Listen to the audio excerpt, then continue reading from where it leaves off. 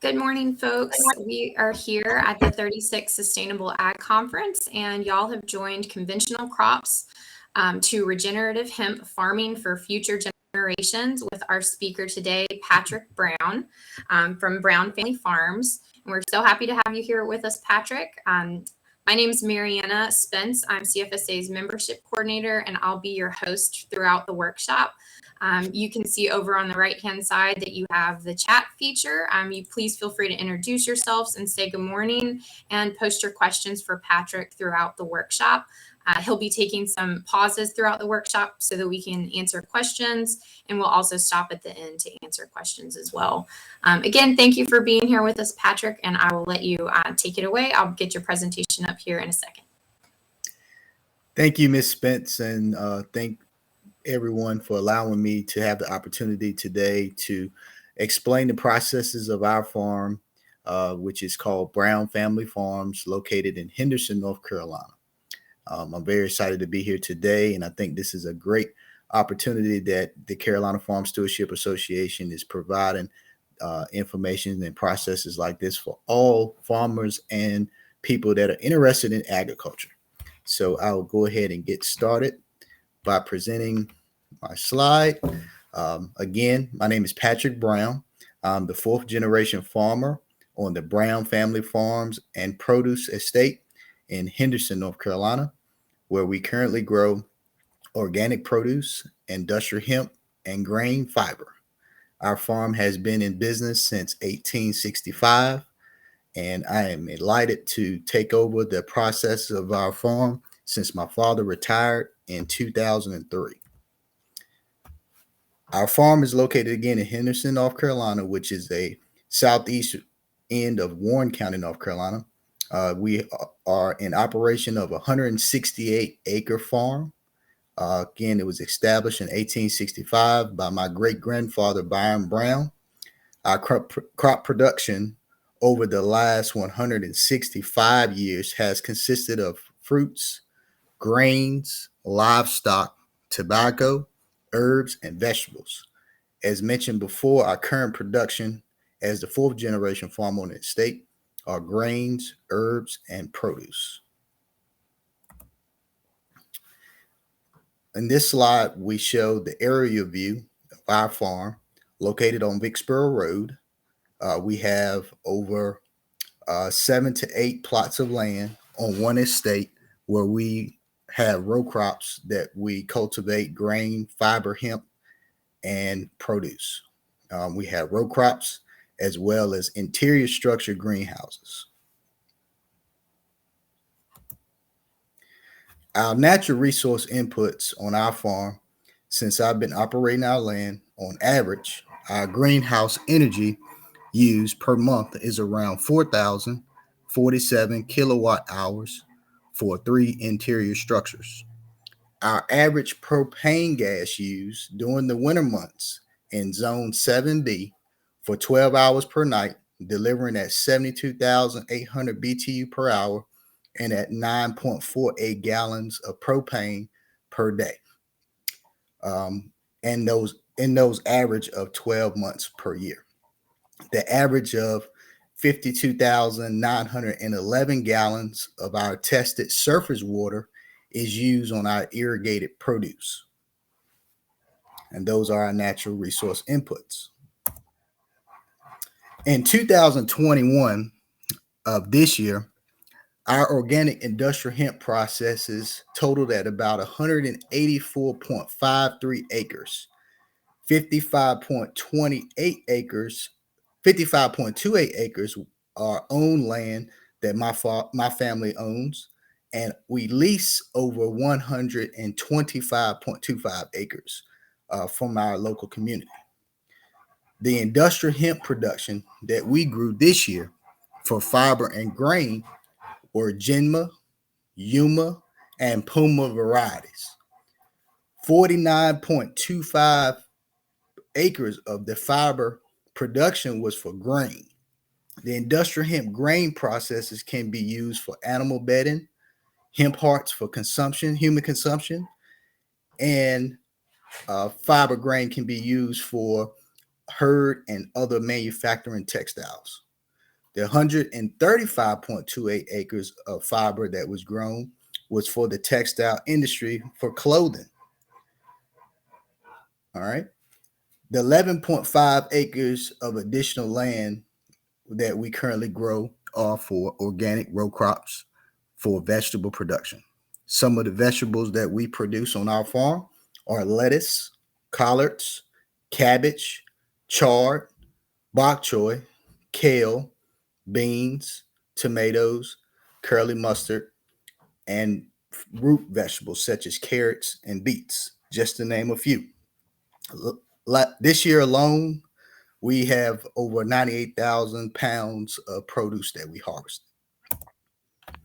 Our current commercial customers for our organic produce are Working Landscapes out of Warrenton, North Carolina, Fresh Point Produce out of Morrisville, North Carolina, Happy Dirt out of Durham, North Carolina, and for our industrial hemp customers and clients, we have Biofield Fibers out of Pennsylvania and Bear Fibers out of Wilmington, North Carolina. Our organic production in 2020, we planted over 62,000 pounds. Those varieties included radishes, tomatoes, chard, collards, cabbage, bok choy, and other various brassicas such as mustard.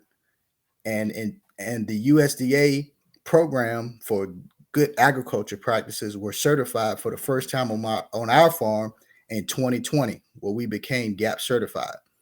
This fall, we will be implementing the USDA certified organic audits to become certified under the USDA as certified organic, and then we would apply for the global GAP program. All right. And in this slide, that's just some of the photos of our radish crops and collards. Not only at our farm do we utilize growing practices and learning different various ways of extending our crop structure, but we also provide community engagement and development. Our farm hosts workshops and demonstrations. In 2020, during the pandemic, we hosted 3 workshops and farm tours in 2020 to give back to our community, to be able to allow our community to understand the food traceability process and how we overcome the food shortage issues in our county. Our local produce to the community structure is called a community supported agriculture program. One of the avenues of our farm business involves a CSA. Our CSA boxes have been growing in various communities throughout the world over the past few years, and a lot of the popularity can be linked with the recent farm to table movement that has swept the country. A CSA box is a monthly subscription to various local grown seasonal fruits and vegetables. And most farms offer a variety of flexible services that caters to customers and families' personal needs and preferences. Boxes can be filled with just about anything. Our fresh produce, healthy grains, delicious eggs, and dairy products can create an interesting assortment of produce for families, often creating a fun challenge for the family chef. Our responsibility at Brown Family Farms is to maintain a local CSA program to our community here in Warren County, North Carolina. With only one grocery store, our residents deserve access to local farm fresh food. Our dreams of uniting our neighbors with an abundance of nutrients, produce becomes a reality each season while we are in production. And the photo taken in this slide is a actual photo of some of the CSA boxes that we provide to our local community. Our normal CSA box size is a 1/3 bushel box, but as you can see, they overflow with abundance of various brassicas and other leafy greens. The 4th generation soil regeneration process at Brown Family Farms has implemented a no-till process for produce production and industrial hemp.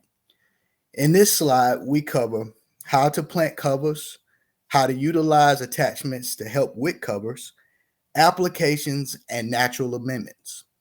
It is important to understand that planting covers provide a nutritious layout for soil implementation for the regeneration process of putting back into the soil what has been taken out in the previous years. During my generation of farming, it's very important that we understand the process of intercropping, succession planting, and cover planting.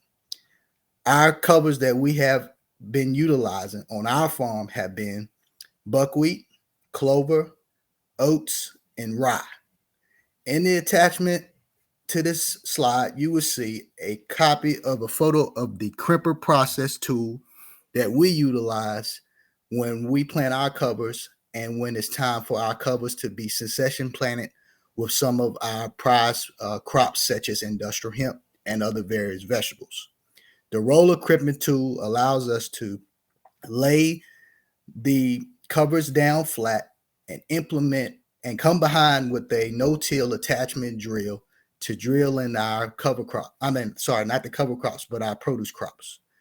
This allows us to allow carbon to withstand in the soil, providing the photosynthesis for our natural carbons to add nutrients to the fields to give us optimum growth.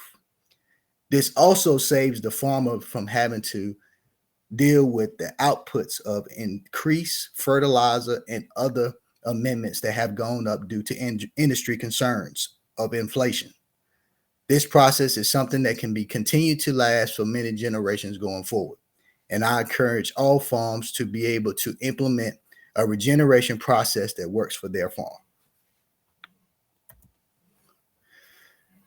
Regenerative plant of choice for our farm has been industrial hemp.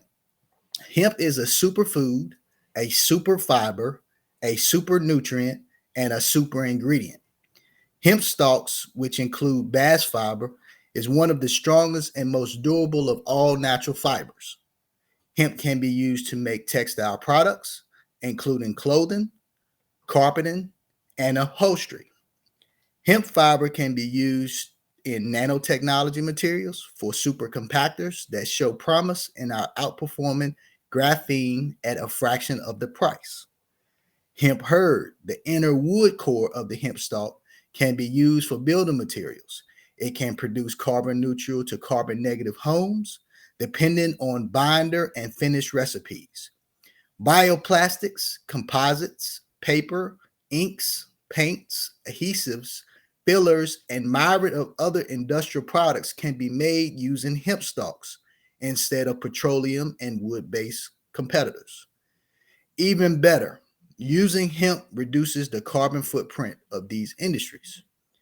Hemp-derived CBD and other cannabinoid products for both ingestible and topicals have successfully assisted in conditions like pain, anxiety, sleep, depression health, skin health, brain health, and even certain types of epilepsy.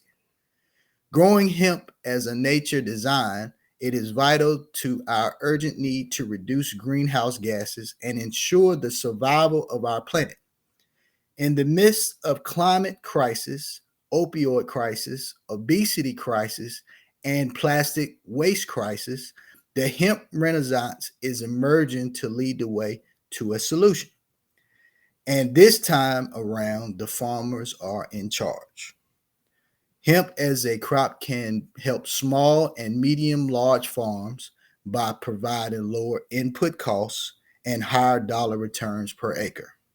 Hemp can be grown organically without the use of petrochemical fertilizers and toxic herbicides, and used often in all agriculture today.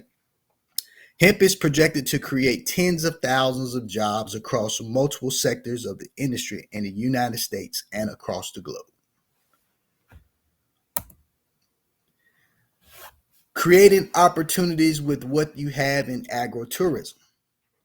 At our farm, as the fourth generation operating owner of the estate, we have added agrotourism into our farming portfolio. In the past, previous generations, my father and my grandfather didn't have the opportunity to add a valued farming application such as agritourism, because back then most farmers only had time to produce food to survive or commodities to survive. At this time, we take a step back and we try to add more business revenue and scalability processes to our farm. What we were able to do in May of 2001, was to add the original plantation of which my ancestors originated from into the portfolio of our farm business. That way we can add tourism such as farm tours extension, bed and breakfast, barnyard weddings, fishing tournaments, corn mazes, or either hemp mazes. It's very important that farmers now take a step back to understand all aspects of scalability for your farm structure. And agrotourism is one of the greatest tools to add to that toolbox.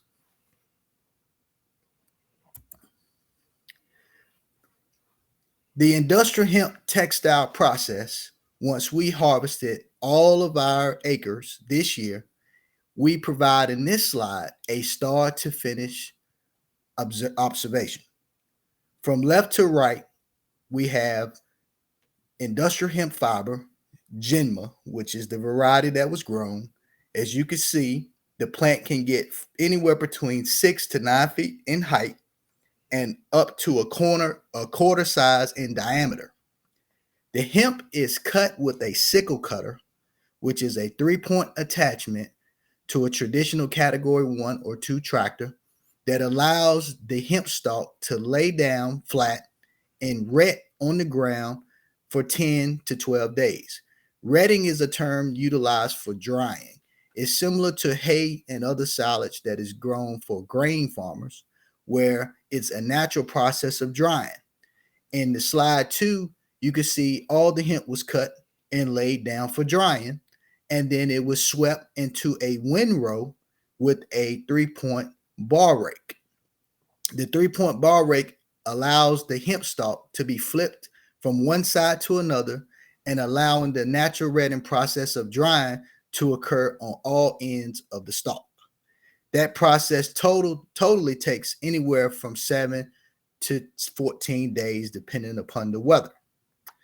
In the third photo, it shows that once the stalk has completely dried, it is allowed to be baled in a 4x4 bale size or a 4x5 bale size. The 4x4 bale size is what is utilized for the advancement of the logistics carrier to be able to transport the bales from one location to another. Our clients are located anywhere between Pennsylvania and Wilmington, North Carolina. So being in a 4x4 bale size or 4x5 bale size, it allows an easy pickup for the logistics companies. In the fourth photo, it shows the decorrugating process of that bale being separated from the fibers and from the herd. And what we have, what they call a silver technique, which is almost similar to fabrics such as cotton and polyester. Those cottons and polyesters are then, or polyester size fibers are then spent on a platform that is what you see in the last photo. And from that phase, it is sewn into a garment, which the corporations utilize for clothing or other fiber textile projects. This concludes the end of my presentation. Brown Family Farms are very much appreciative for giving the opportunity to be able to present today at the Carolina Farm Stewardship Association. If you would like to follow our farm, we have various social media accounts. Our most common social media account would be the Facebook page, which is located at www.facebook.com/ Brown Family Farm CFSA, or Instagram at our branding site of Hempfinity US. That's at Hempfinity US. Or you can reach us on our website at www.brownfamilyfarmcsa.com. Our contact is listed as well as our email address. Thank you again for giving us the opportunity to present. And if you have any questions, I am open to answering them at this time. Thank you. Thank you so much, Patrick. That was a great presentation. I was wondering if you could talk a little bit more about the generational decision-making process and how that's happened on your farm, whether it was from deciding to grow hemp to getting certified, and how you've managed that. Yes. So of course, with the economy of commodity production, me, my mother, and my father and my sister decided to try to understand exactly what is next after the tobacco shortage. In 1998, we were bought out through the Golden Leaf program of the North Carolina BOW to stop farming tobacco, which was our cash crop. Due to the amount of acres of production. We harvested no more than 60 to 80 acres of tobacco per season. And it was just not a benefit to our farm or to the industry to continue to grow tobacco. So we had to come up with a process to understand what other crop can be a replacement for that. And in 2014, the North Carolina Hemp Pilot Program started. And between that time of 1998 and 2014, we just increased our grain production, but it still wasn't a value added crop for the profitability of a farm. So with industrial hemp came along, we studied it when the pilot program first came out, and we started planting in 2016. So 2 years of startup to make sure that we had the proper equipment and infrastructure to be able to be a one-stop shop farm where we're able to grow, process, manufacture, and distribute. Thank you for that. And aside from the hemp, how did you guys decide to become certified? I know you said you were seeking organic and you've been GAP certified, but what was that process like for you? So the produce for good agriculture practices was very tied into what we had already been doing with produce, but now we had the opportunity to have checks and balances where it give us opportunity to document everything that we had already been doing, create a program for food safety compliance to allow us to be able to now market outside of just the local community, to be able to market into the commercial market, such as some of the clients that I mentioned in the slide. Right. That gave us an opportunity to also train our staff to be able to be in compliance with regulations that are presented for growing safe food for consumption. And the GAP, original GAP Harmonized Plus program that we're currently under, it just gives us the ability to now branch into a more more open audit, such as the certified USDA organic and the global GAP. So we're very passionate about continuing to get as much compliance under our belt, and to add to the toolbox of what our capabilities are in order to be able to scale up our farm for future generations. Thank you. It looks like we have a question. I'll show it right here that has come in. In your opinion, is industrial hemp a viable option for small scale farms, or do you need to grow a certain acreage for it to be worth the time and resources?